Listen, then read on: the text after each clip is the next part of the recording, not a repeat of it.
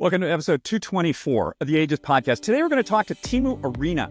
He was the author 10 years ago, the Biohackers Handbook. He's an insightful guy. He's been in this for a long time, and he has some thoughts on what actually motivates sort of the heroes of biohacking out there. He's got some new ideas about how to rename biohacking. Thank God somebody's done that. We're going to talk about AI, its implication, and what's the difference between a quantitative life and a qualitative life. He's been in this for a long time. He's got a lot of interesting things to tell us. One of the key ideas in biohacking is that 20% results in 80% of improvement. Or if you do like 80% of things about right, like you probably have good outcomes. And I think that's a more sensible approach. To me, it's not only about the body, it's not only about the nutrition, it's not only about the exercise and sleep quality. It's a lot about psychology. Before we get into it with Teemu, I want to ask you, do you know what type of super ager you are? If not, head over to ageist.com/quiz. Take that quiz. It's a quick, fun way to understand how you're aging, because knowing where you stand is the first step in optimizing your future. Plus, you get customized bonus info in our newsletter each week if you do. While you're at it, if you love our work, please spread the word. Leave us a review. Follow us on social media. On Instagram, we are Ageist. Share this episode with a friend if you can. The more we grow, the more we can bring you insights, inspiration, and expert advice to keep you thriving. We'll be back in just a quick moment after our word from our sponsors. Today's show is brought to you by Timeline Nutrition with their breakthrough product, MitoPure, the first clinically tested urolithin A supplement, which is showing tremendous results for mitochondrial health. Go to timelinenutrition.com/ageist, use the code ageist at checkout, and save 10% off your first order of MitoPure. Today's show is also brought to you by Element, spelled LMNT. Go to drinkelement.com and get yourself a free 8-serving sample pack with the purchase of any of their electrolyte drink mixes. Today's show is also brought to you by BonCharge, my favorite home sauna blanket that improves my sleep, reduces stress, and boosts my health. Head over to boncharge.com or click the link in our show notes. Use the code AGEIST15 for 15% off. Trust me, your body will thank you for this one. Welcome, Teemu. Great to have you with us. Where does this podcast find you today? Well, I'm in between artificial intelligence and right here in flesh at my home. Give me geography. Where is home? I'm from Finland originally, but I live in Estonia. Why did you choose Estonia? Estonia is a very progressive country. I think it's always good to be where things are growing. And here I feel it grows like 7 times faster than any other places. And also it has some of the cleanest air, cleanest water and nature compared to a lot of other places in the world. But I'm from Finland, so nothing wins Finland for sure. Like this basically like 2-hour boat trip away. First thing I want to do is I want to ask you about the term biohack. I really dislike this term. I'll just tell you why I don't like the term, because hack just seems like something you do with an axe to a tree, but I know you have a different interpretation. So enlighten me. Tell me about, what does biohacking mean to you? Right. Well, I did write the Biohackers Handbook, started writing that over 10 years ago. So I've been kind of in the center of this a lot and considered myself and still consider myself as a biohacker. But as a term, it's definitely not a good term. It sounds violent. It sounds dangerous. Also, it lacks a good portion of history. In a way, it comes from hacker ethic, a lot of package when it comes to computer hackers, right? So people often associate that with something that you should not do is to hack into systems. But biohackers kind of see that as a virtue, that you figure out how your body works and you optimize it. The founding father of the term, Dave Asprey, calls it. Now, he's not the founding father of biohacking. Biohacking has existed for thousands of years. I consider long-term Buddhist meditators or professional athletes all the way from ancient Greece to, let's say, someone like Bruce Lee to have been like the pioneers of biohacking. But biohacking is very utilitarian. It is something to achieve something, and which is some kind of optimal state, which cannot be achieved. It is very body-centric. So it's a lot about nutrition, supplements. It's a lot about perfect biomarkers, measuring and tracking yourself and trying to optimize this perfect human. Now, that's very materialistic to a sense.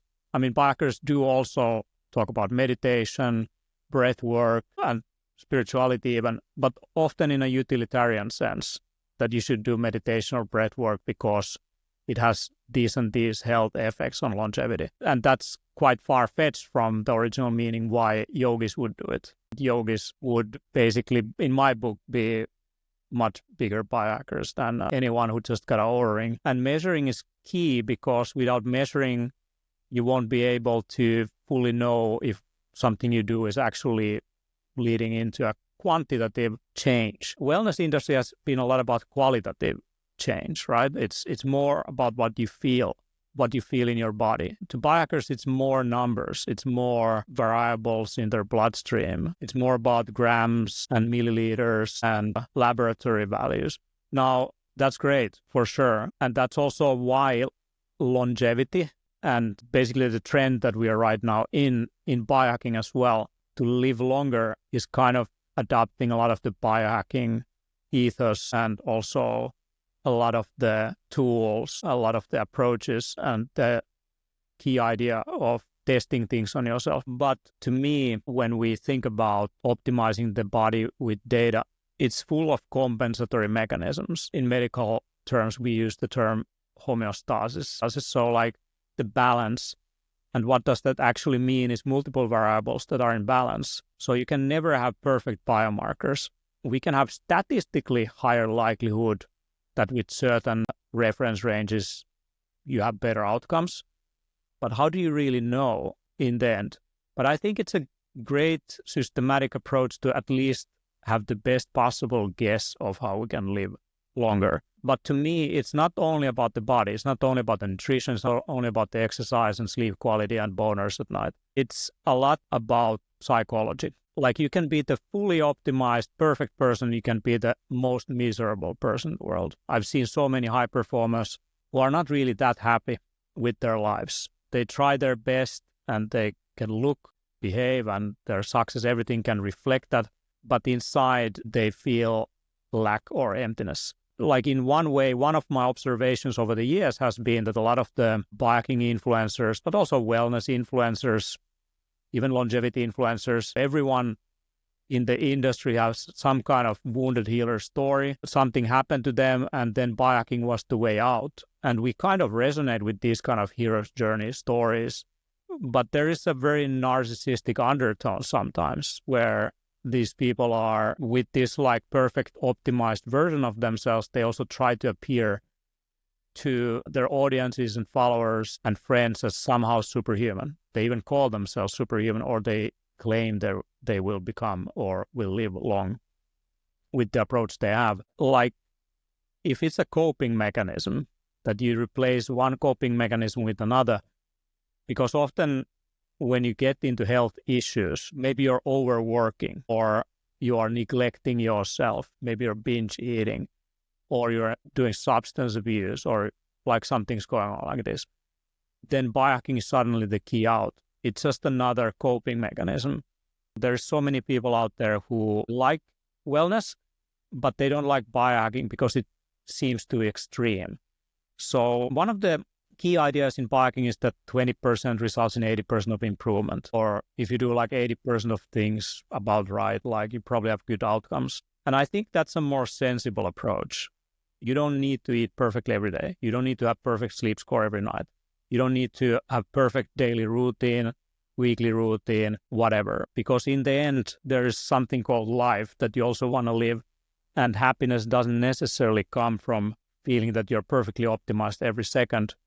Because the downside or the flip side of that is not feeling enough. You can never achieve 100%. So that there is a potential that is not going to work. And also, you will age anyway. You will die one day. You might feel great in your 30s, 40s, but how about 50s, 60s, 70s, 80s? Maybe you did postpone degenerative diseases, but you will not get the decades back. No matter what someone says, like, yeah, I'm going to live 180. I'm going to have the body of a 24-year-old. I mean, most people who are listening probably can recognize some characters in the industry now, what I'm talking about. So having said that, of course, I'm like very deeply immersed and know a lot and how you can optimize yourself. But the more I know, the less I know. So I feel that the deeper I go into something, the more clueless I am. And that's kind of what most scientists talk about their fields. Even if someone has it all figured out, I want to meet that person because I haven't met anyone who has all the answers who is not biased. We'll be back in just a quick moment after our word from our sponsors. Today's show is brought to you by Timeline Nutrition and their product MitoPure. I started taking MitoPure after I ran their science through our science review board, and they were very enthusiastic about it. In fact, most of the people on my science advisory board and their families now take MitoPure. So why do I take MitoPure? I take it basically for health span because, the truth is, I want to be 90 and I want to be able to ski and hike and play and do all the things I do now. Think of MitoPure as these little Pac-Men in your cells, chomping up the damaged mitochondria that make you feel old and tired and recycling them into new, healthy ones. And mitochondria are our cell's power generators. They're a key influence in how we age. However, as the years pass, and I've passed a few years, mitochondrial efficiency naturally declines, representing a large gap in the quality of life we can expect in our later years from the ones we actually experience. So do what I do, and do what my science advisory board does. We take it every day. You're going to notice a difference in 4 to 6 weeks. Timeline is offering 10% off your first order of MitoPure. Go to timeline.com/ageist. That's TIMELINE.com/ageist.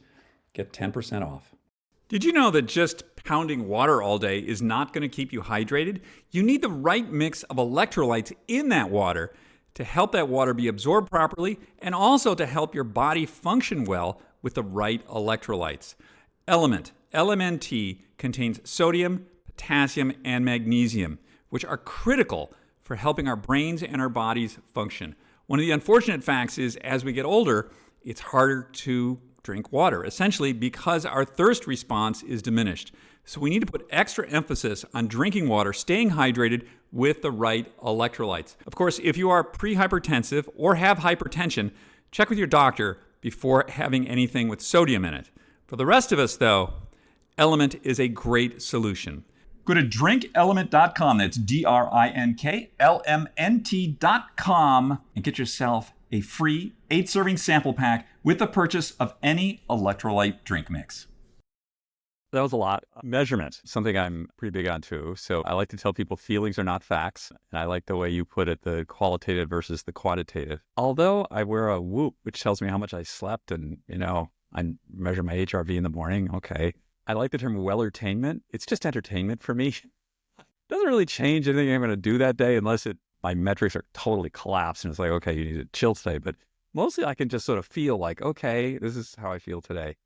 I think that there's a lot of people out there who are prescriptive and they have stacks and protocols and you must do this on the full moon. I don't know. And, as you said, it's all N of one. And what I point out to people who maybe have not seen medical science distribution graphs, these things are predictive of that you're in the center of the data distribution. It's good for you, but there's always things out on either end of the curve. And I can guarantee everyone who's listening here, one of these curves, you're going to be out the edge. And so, as you said, it's all comes down to N of one.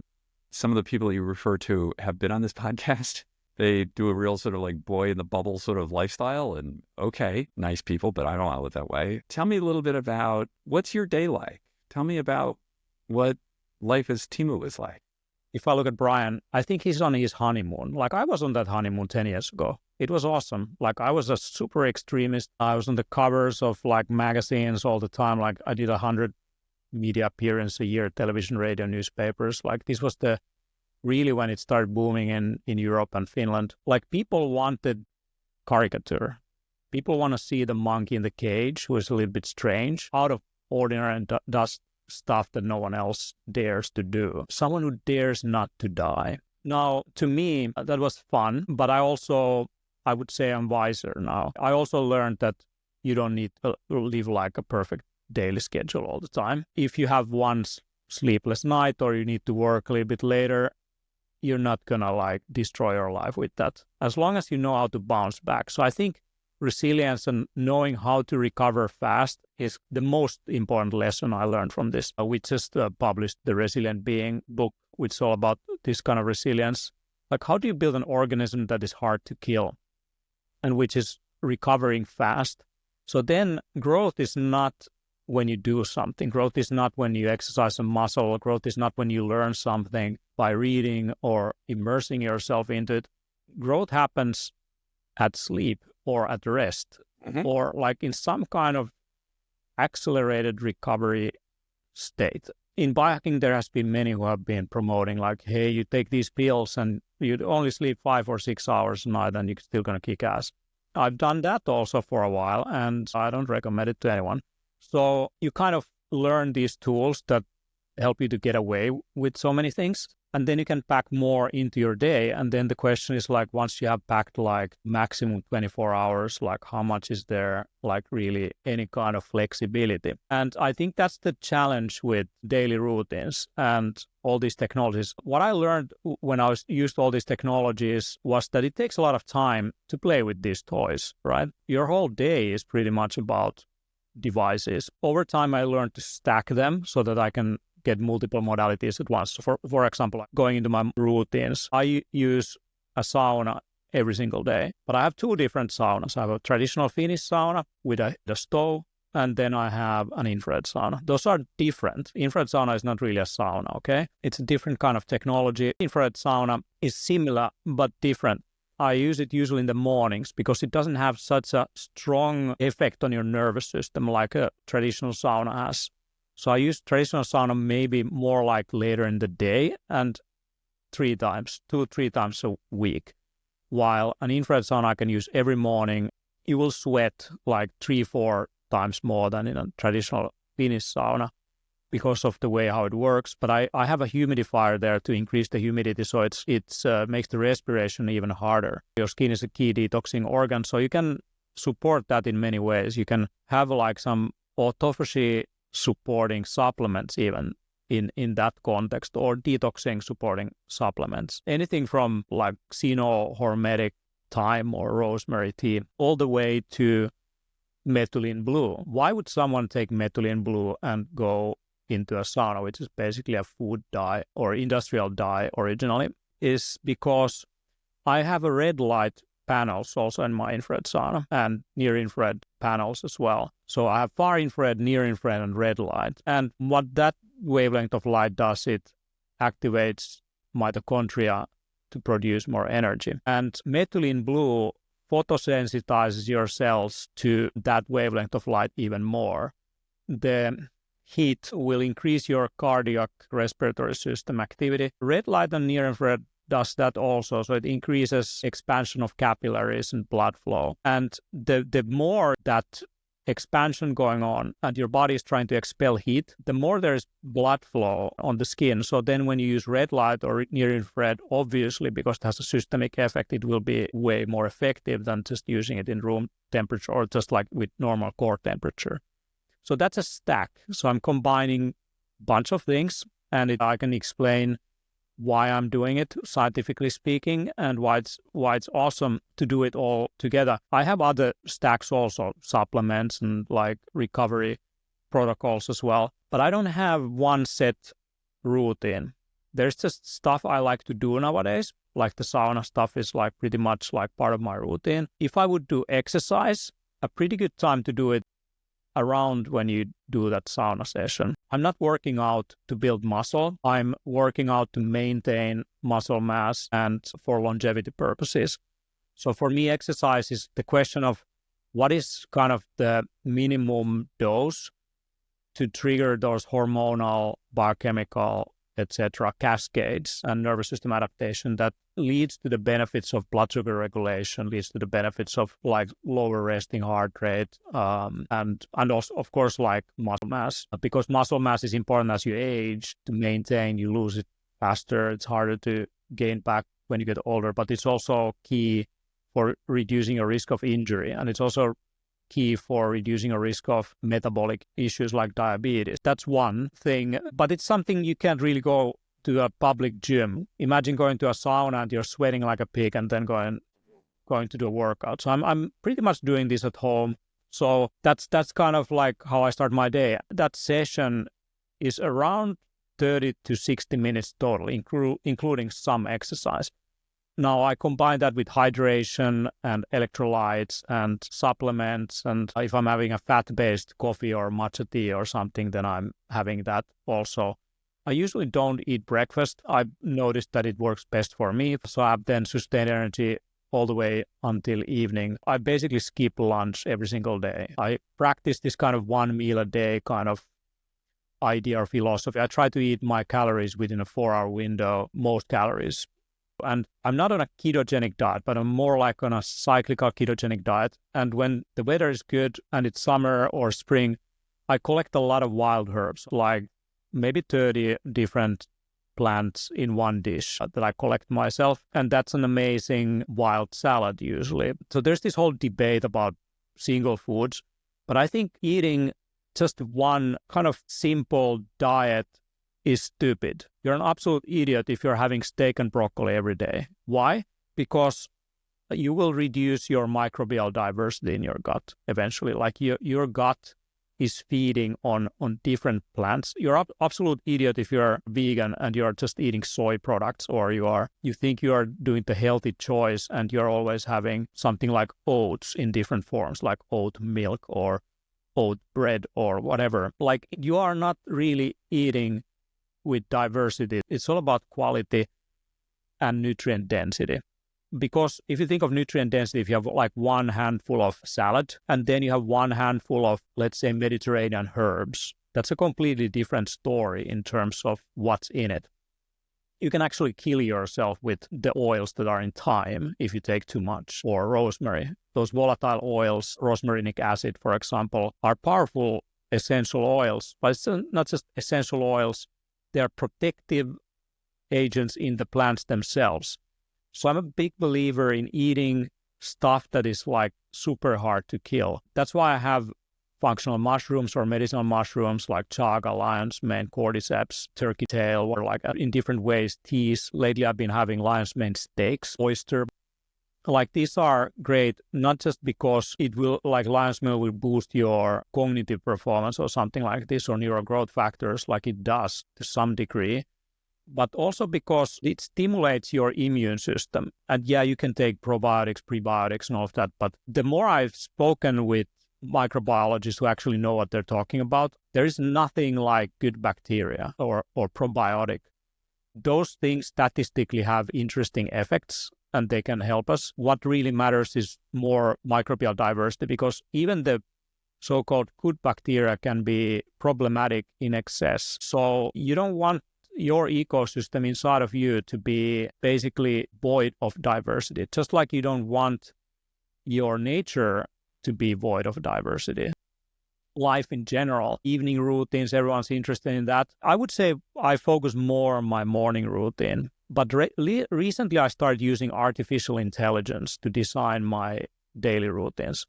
So I've written content with my team for over 10 years, like thousands of pages, 10,000 like meta studies, references in our books. So I trained an AI on everything we have written. So we have filtered as humans, basically our best understanding. Then I create an AI that is specialized based on all that information to design daily routines, basically telling me what we're going to do today. Every day is different. So my AI knows that. It knows what my week looks like. It has access to my calendar. It knows my context. It knows what equipment I have available. And it designs my daily routines in a way. It's my extension. And it's like I can outsource all this thinking process, what I'm going to do, to this thing. And I think that's what people seek in routines. They want things that just run on an autopilot. But autopilot, like doing the same thing over and over again, gets super boring. But in the end, like there is no single perfect routine. I mean, I've sequenced my genome. I've looked at all my biomarkers. I've been like tracking 10 years of sleep data and like had hundreds of wearables. And arguably, when I look 10 years back, like I'm biologically in a better state than 10 years ago.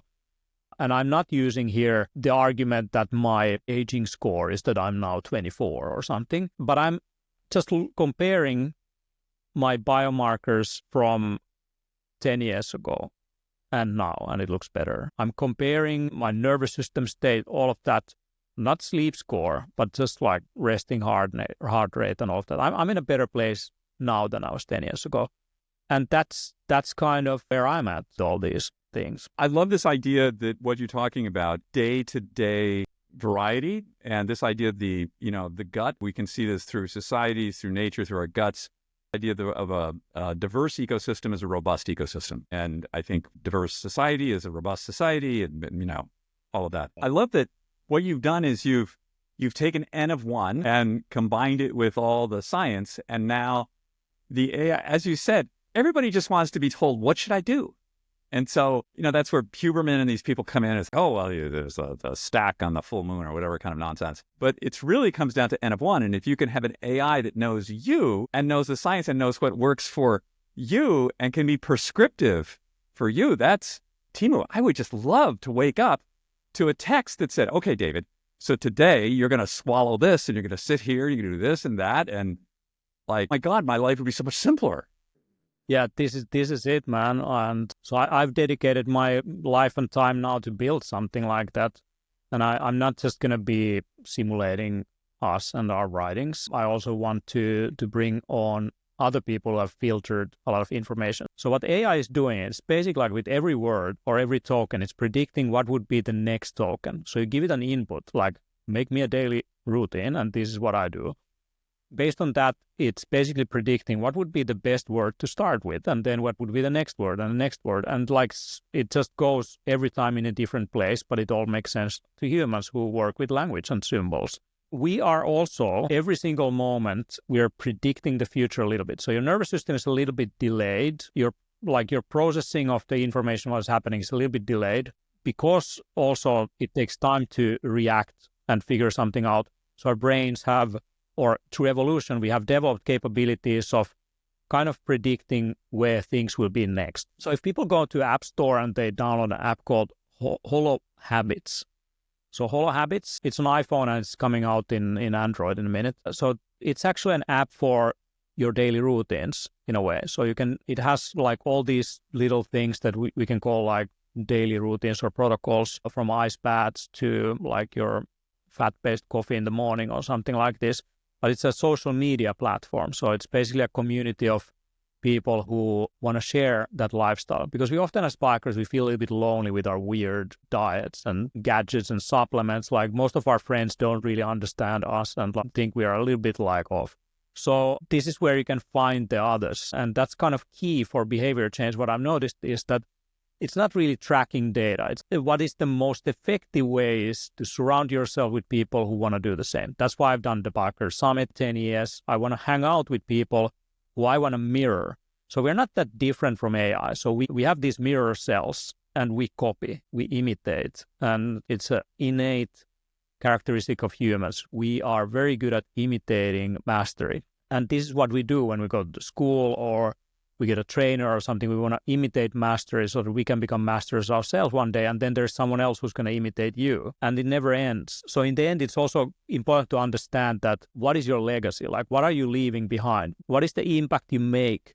So if you make yourself into this perfect human now, then are you going to masturbate on that? Or are you actually going to like do something useful to the world or help other people?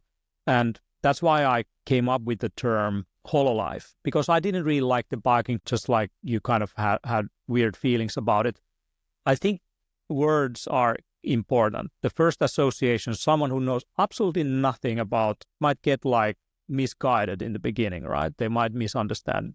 Hololife is holos, which means whole, Greek word. Holistic is one root word. Hololife. Life, because in the end, it's all about lifestyle. It's all about life patterns. So life is about longevity also, living a good life. So I think it's a much more positive term, and it's like more complete life in a way.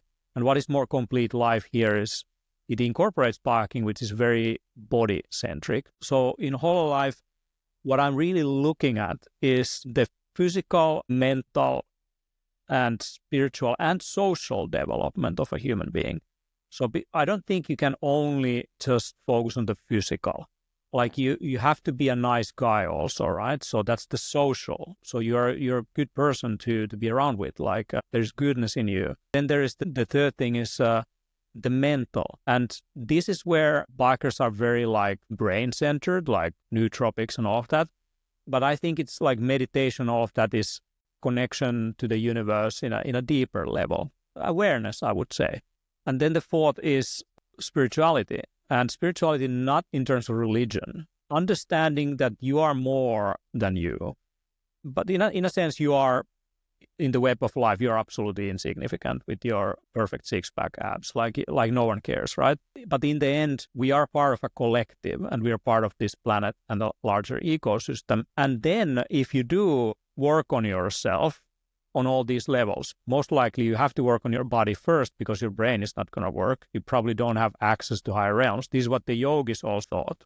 Why do you do yoga poses was not because it's an exercise program. You did that for nice stretching. They did that to be able to sit long time in meditation.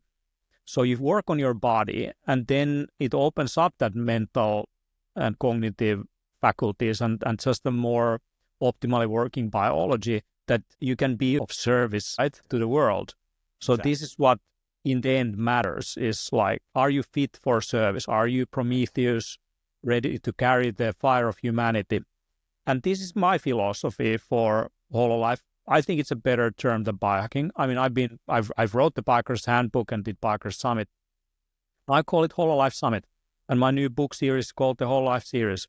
Whatever. These are terms, but terms are important. I think we need positive outlook to health and wellness because longevity comes from fear of dying. Warren Buffett, the guy who has a few dollars, he said that he would anytime exchange seats with a young student who has no money. And by the way, he came out of nothing. The whole point here is that we are afraid of dying, and this is why we invest in this stuff. It's not an immediate return, right? You're doing something that has effects maybe 10, 20, 30 years down the road. So people kind of wake up, oh, I need to do something. I'm going to die. And it's a coping mechanism to the eventual demise. We're all going to die. I think it's very fascinating just to think about it. Like, why do we do these things, right? Philosophy of longevity it just fascinates me. But I would say most people would be better off not stressing too much about it. And also doing something is better than doing nothing. And doing some beneficial things repeatedly that are hard, that are going to challenge you a little bit, that you don't really like that much, a little bit outside of your comfort zone. That's what resilience is all about. If you want to be a resilient being, that's what you do. And if you want to live long, I can tell you the best research out there right now tells you it's a miserable life. You're going to be calorie restricted. You're going to exercise repeatedly. You're going to sweat for living longer. It's not fun to live longer. Teemu, you have really piqued my interest about your summit. When is it and where is it? Yeah, so we have this Hololife Summit, and it's 14 and 15 of June in Estonia, in Tallinn. It's probably the best time of the year to visit. I would say beginning of summer here is the best summer in the world. And you can go to Finland also if you want to combine that with something cool to do in terms of nature. And yeah, that's what's happening. And our event is not like a trade show, traditional sense. It's more of a festival. So it has more of a festival vibe. Of course, the craziest longevity bikers hopefully are there. All people who are just interested in the topic, the longevity gold rush. Because this is what we are in right now. Everyone is seeking the philosopher's stone. Everyone is seeking for the magic pill. Give me that, that's going to give me a few more years. So welcome. You're welcome to have a debate if that's possible. Amazing. I would love to come. Really enjoyed this conversation. Our mutual friend Laura Hoff said, you need to speak to Teemu. And she was right. This has been really wonderful. I appreciate you telling the story of your own journey and the extreme to a different way now. And I think it's a valuable thing. It's an interesting intersection of time that we're in, where we have tools like AI. We have also just a vacuum out there from their religion and sort of broken social structures and people seeking something. And a few years ago, I thought it would be art. I thought that's where things would go. But we've, it's gone into this other, the longevity mode. You can sort of take that as long, as far as you want and with as much meaning as you want to attach to that. And as you said, you can pick as much discomfort as you wish. And I tend to believe that people like Brian is starting a religion, and I appreciate the scale of his vision. He wants to change the course of the world. Go big, Brian. Okay. But I don't believe this is sustainable. He's a special guy, so maybe it is. I don't know. But it's about, we will see, right? We'll see. like all these people I mentioned, like I know people personally, like I've been in contact with them, done stuff with them. I'm in the same industry. Yeah.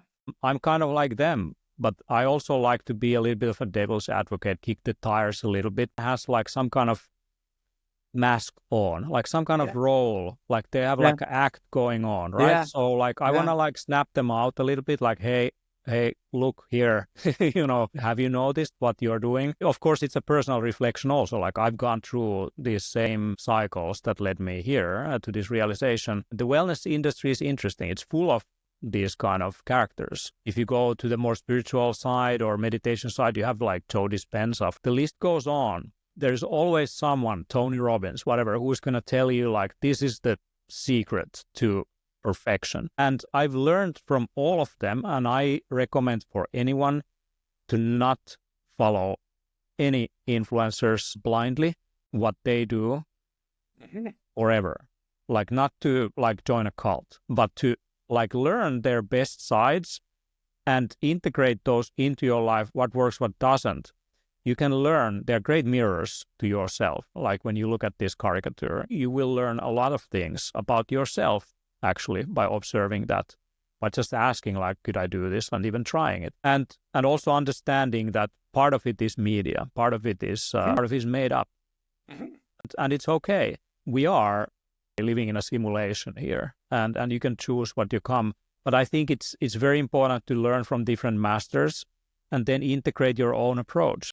Social media is full of people who will tell you that, like, but if you find it interesting, I do invite people to kind of think harder, think deeper about these topics, like what's actually going on. And this is what I want to kind of like wake up people to think about through this podcast. I'm very grateful for you to inviting me to have this conversation. I think like as much as we celebrate this and we blindly believe, we have to have like sometimes a serious Socratic dialogue about it where we actually question everything. And this is what I try to do, because the moment I start to believe my own bullshit, game over, Yes.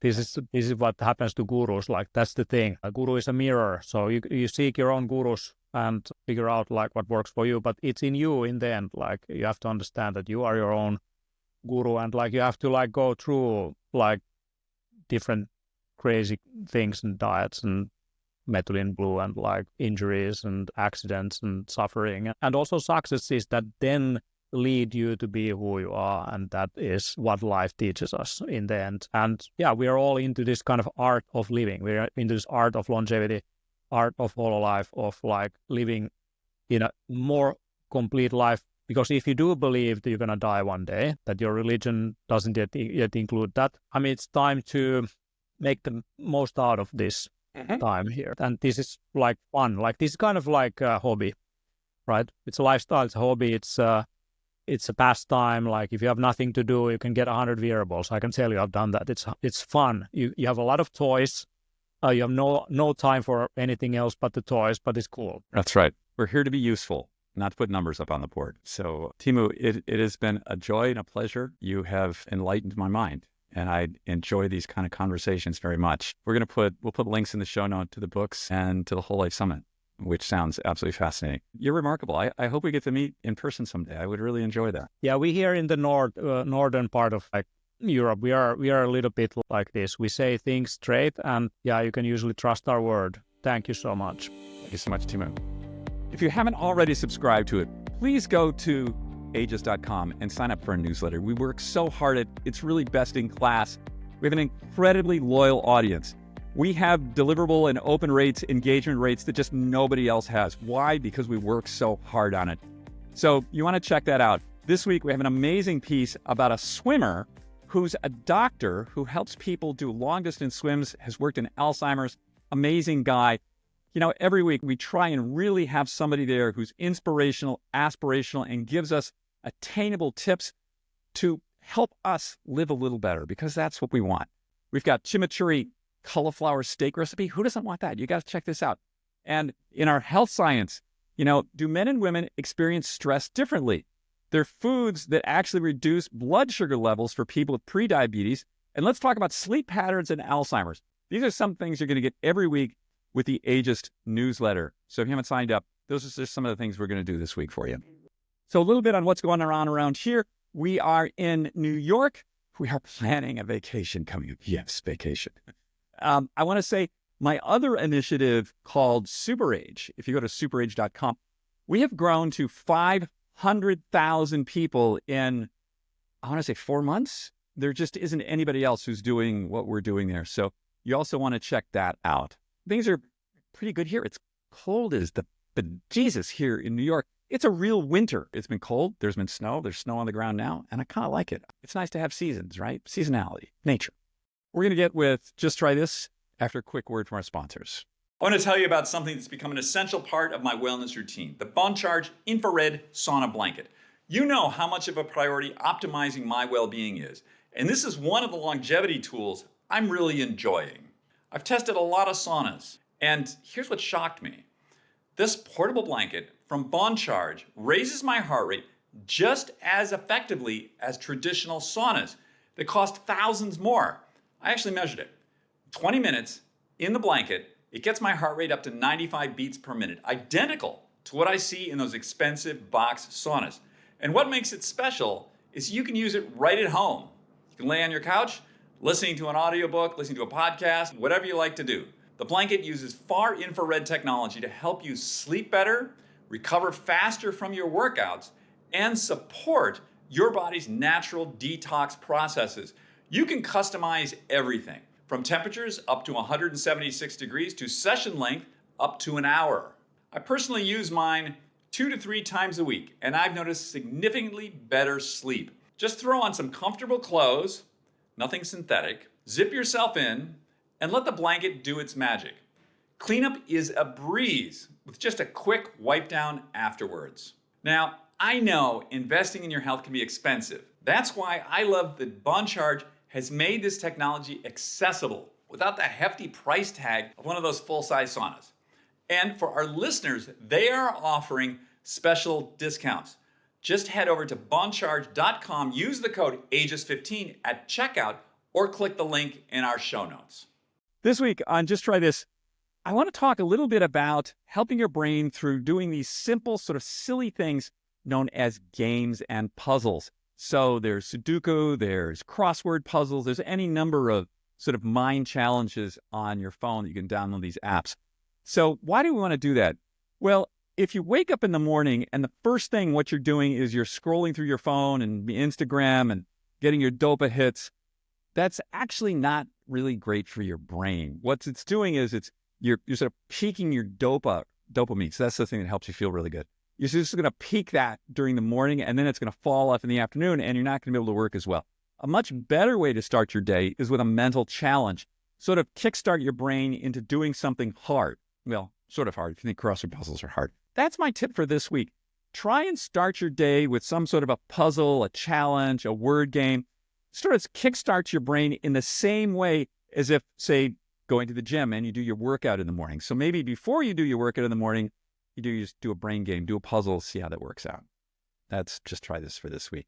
We're going to see you next week. Boy, you got so many great guests lined up. I'm so happy that all of you are spending your time with us. I know that there's so many other things you could be doing, and you've decided to spend it with us. So thank you all.